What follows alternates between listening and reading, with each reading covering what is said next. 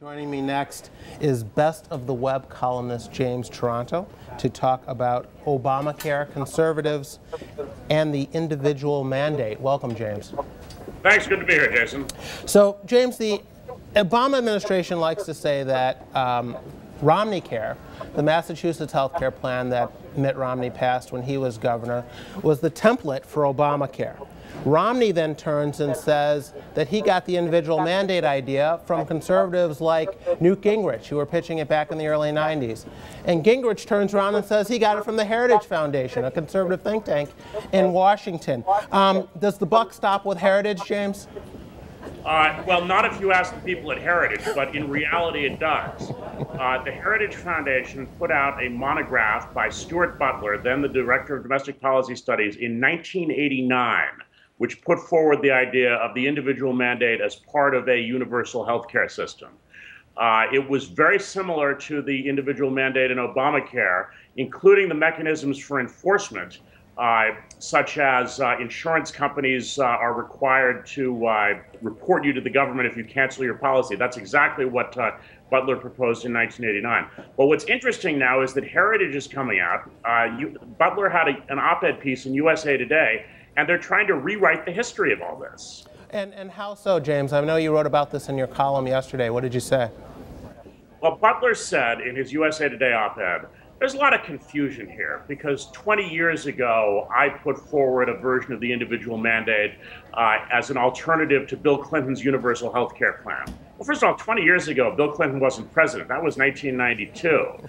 It reminds me a little bit of John Kerry and his Christmas in Cambodia, where he was talking about Richard Nixon in 1968.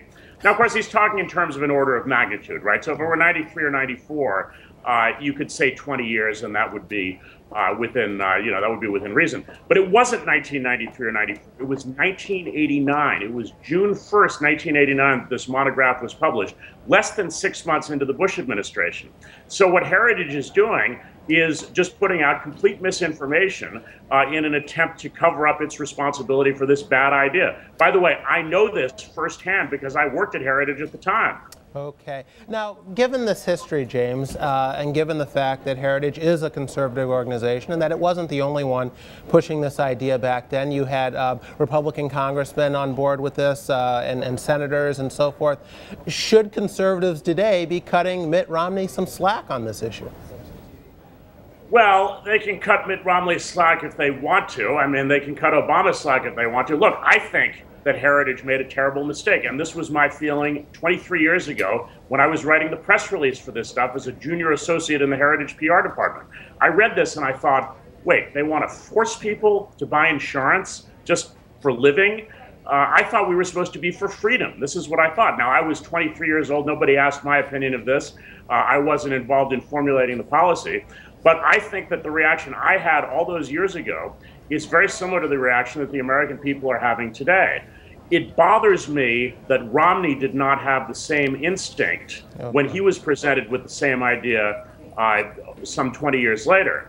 On the other hand, it bothers me even more that Obama is continuing to push this as if it were a great idea. Obama, by the way, said he was against a mandate when he was running for president and then embraced it as a quote-unquote compromise. But I think it's a terrible idea, and I'd like to see it repealed. And so I guess the bottom line here is it's okay to change your mind about something, as Butler and Heritage have today, or as Mitt Romney has somewhat, as long as you're honest about where you used to stand on the issue.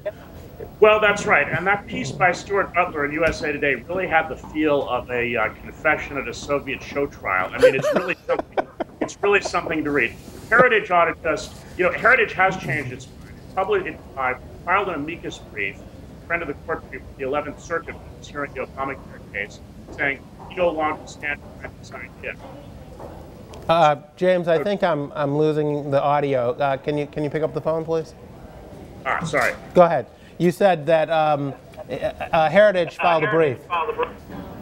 Yes, Heritage filed a friend of the court brief in the 11th Circuit rebutting the Obama administration's citation of them, saying we no longer support this position. Okay. That's good. That's very much to their credit.